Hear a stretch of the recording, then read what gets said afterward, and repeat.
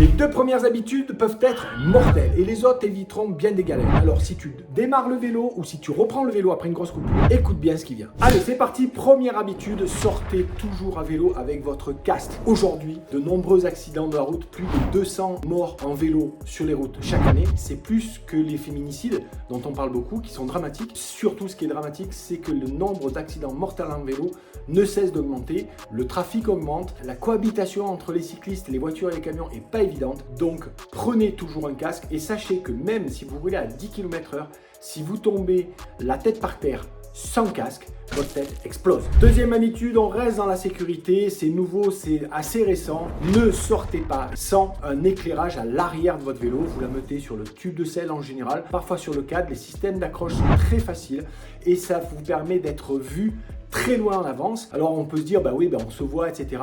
Or, il s'avère que quand un automobiliste voit une lumière rouge ou une lumière rouge qui clignote, c'est encore mieux, eh bien il fait plus attention. Même certains conseils, et franchement, quand vous êtes en ville, il y a beaucoup de circulation, d'en mettre devant. Il y a devant des petites lumières blanches, Garmin sur ça. Et franchement, moi je l'ai testé dans les carrefours, dans les ronds-points, au feu, les automobilistes ralentissent et vous laissent passer. Prenez l'habitude de lâcher votre main, voire les deux. Inévitablement, quand vous faites du vélo, vous avez des moments où vous devez lâcher les mains pour prendre votre gourde pour boire, prendre quelque chose à manger, ça c'est inévitable.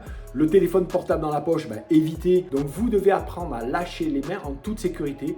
Pour cela, c'est facile, prenez une route large, plate, facile, et puis vous commencez à lâcher une main, puis lâcher une autre. Il existe des tas d'exercices que vous pouvez trouver sur la meilleure cyclosportive, sur YouTube ou ailleurs, mais faites ces exercices. Par exemple, pendant vos échauffements, vous consacrez toujours 2-3 minutes à faire ces exercices de manière à ce que ensuite, vous lâchez votre main avec aisance, voire les deux, d'accord? Parfois, ça peut vous aider pour mettre une veste, un kawaii, des choses comme ça, en toute sécurité. Si pour toi, chaque minute d'entraînement compte, que tu veux apprendre des clés pour optimiser ton entraînement, des astuces pour rendre tes séances d'entraînement plus efficaces, je t'invite à cliquer dans le lien qui est dans le premier commentaire ou dans la description. Tu pourras recevoir plusieurs conseils et astuces gratuitement qui te permettent d'optimiser ton entraînement, donc de t'entraîner avec moins de stress, de pression par rapport au temps, de progresser en divisant ton temps d'entraînement par deux. Allez, passe à l'action et clique maintenant. On reste dans la sécurité des yeux, c'est vital. Les yeux est un organe très sensible,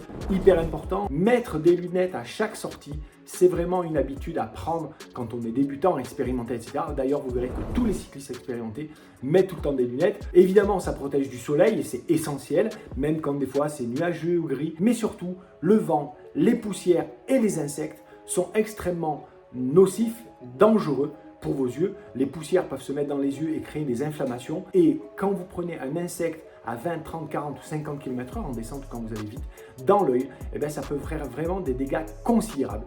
Donc, respectez vos yeux. Apprenez dans les virages, quand vous tournez, de lever la pédale à l'intérieur du virage. Quand vous serez expérimenté, on apprend même que la pédale à l'extérieur, d'accord, qui est en bas, on appuie dessus pour améliorer le virage. Mais surtout, je vois trop de cyclistes débutants qui, quand ils prennent un virage, laissent leur pédale en bas à l'intérieur du virage. Quand vous penchez votre vélo, la pédale peut toucher la route et à ce moment-là, vous soulevez la roue arrière et vous vous cassez la gueule. Ça fait très très mal. Donc apprenez, quand vous tournez, vous levez la jambe, le pied qui est à l'intérieur du virage. Apprenez à rouler à basse intensité. Apprenez à rouler cool. Je vois trop de débutants ou de gens qui reprennent le vélo, qui sont toujours à fond, qui roulent toujours fort, le souffle au fond de la gorge, le cœur prêt à exploser, pensant parfois que c'est comme ça qu'il faut s'entraîner, pensant que c'est comme ça qu'on va progresser. Non, c'est faux. 80% de votre entraînement doit être à basse intensité. Ça veut dire rouler en aisance respiratoire. Je respire facilement, je dois être capable de parler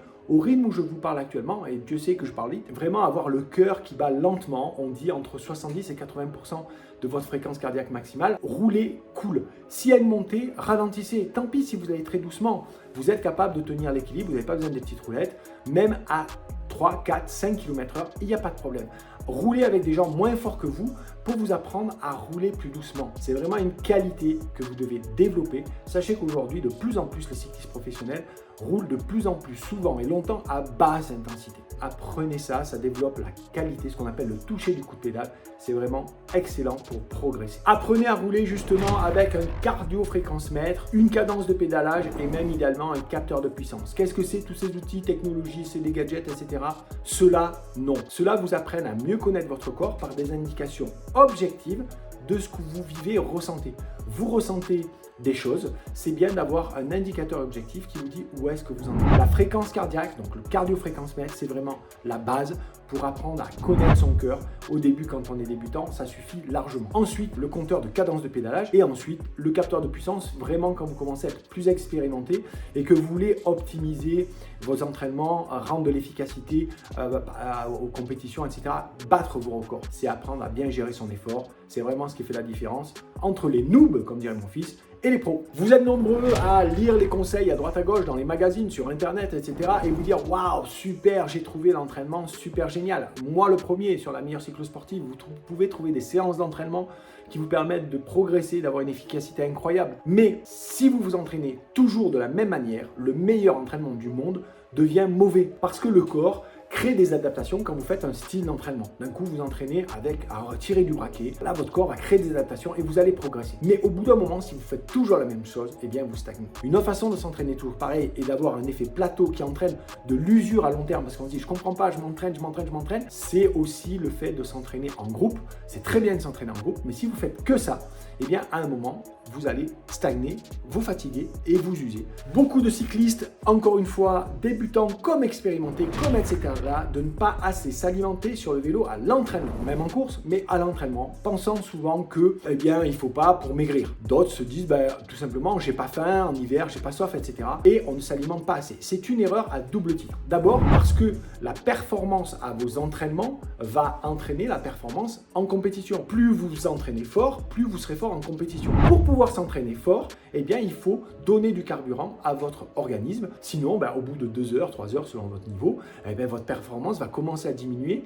Vous vous en rendez pas compte parce qu'elle ne va pas chuter comme ça si vous ne vous alimentez pas assez. Elle va baisser. Vous ne vous rendez pas compte que les dernières minutes, les dernières heures d'entraînement sont les plus efficaces. On dit que c'est à ce moment-là que ça paye. Or, si vous êtes fatigué parce que vous n'êtes pas assez alimenté, votre niveau d'intensité est plus bas et vous progressez moins que quelqu'un qui va partir à un certain niveau et qui, parce qu'il s'est bien alimenté, à la fin va pouvoir finir. Deuxième chose importante pour ça, c'est que si vous voulez mieux récupérer, donc vous entraînez plus parce que vous pourrez recommencer plus rapidement, eh bien sachez que la récupération commence pendant votre séance de vélo. Si vous alimentez bien et vous hydratez bien, vous récupérez mieux. L'habitude de ne pas assez entretenir son vélo, c'est vraiment une des habitudes délétères au maximum que l'on voit chez les débutants. Je ne suis sûrement pas un maniaque du vélo, mais pensez à regarder et réviser régulièrement vos pièces d'usure, d'accord? C'est-à-dire les pneus, la chaîne, les câbles. Moi, mon astuce, c'est qu'une fois par an, je fais une révision générale de mon vélo. 2 fois par an si je roule beaucoup, où on révise tout. Je le donne, moi, à un magasin de vélo, ils sont faits pour ça. D'abord, ça augmente le rendement. On a entre 15 et 20 à 30 watts qui peuvent être économisés ou donnés dans un vélo qui est mal entretenu par rapport à un vélo qui est neuf et très bien entretenu. Donc, c'est vraiment quelque chose qui est important. Ça augmentera la durée de vie de votre vélo et ça vous évitera des bonnes galères si vous ne faites pas gaffe et que d'un coup, vous claquez un câble de frein, une chaîne, un pneu mal entretenu à la pampa à 200 km de chez vous. Ne roulez pas avec un vélo qui n'est pas à votre mesure. Je sais bien que quand on est débutant, on se dit voilà, investir dans une étude posturale, etc. C'est compliqué. Alors, sans faire ça, il y a des tas de conseils sur Internet qui sont de bons conseils pour donner le réglage minimum, c'est la hauteur de selle, le recul de selle, d'accord? Ça, c'est vraiment quelque chose qui est important. Sinon, demandez quand même à votre vélociste. Pourquoi? Parce que tout simplement, 1, vous perdez énormément en rendement si vous êtes mal positionné. 2, clairement, vous ne prenez pas de plaisir. Et 3, vous vous blessez, ce qui veut dire qu'au lieu de vous faire du bien, eh bien, vous êtes en train de vous abîmer. Enfin, sortir sans savoir changer son pneu. Eh oui, ça paraît bête, mais combien de fois j'ai vu des gens en galère, ils ont plus ou moins du matériel de réparation et puis ils vous disent de toute façon, je ne sais pas changer mes pneus. Encore pire, ceux qui ont des boyaux et qui ne savent pas changer les boyaux. Alors ça, c'est vraiment le genre de truc, vous risquez de vous mettre dans une galère. Pourquoi? Parce que 9 fois sur 10, effectivement, ça va bien se passer. Le problème, c'est que le jour où ça se passe mal, si vous êtes seul, dans la pampa, loin, etc., vous pouvez être dans une grosse galère. Alors que c'est rien du tout. Encore une fois, il y a des tas de tutos. Vous pouvez demander à des personnes expérimentées de vous expliquer. C'est vraiment pas compliqué. Comme d'habitude, si vous avez aimé cette vidéo, pensez à cliquer pour vous abonner. Si c'est déjà fait, simplement un petit commentaire, un pouce j'aime ou surtout partagez-la à des amis débutants en vélo ou qui reprennent le vélo, qui en ont bien besoin. Je vous dis à très bientôt pour une prochaine vidéo. Ciao!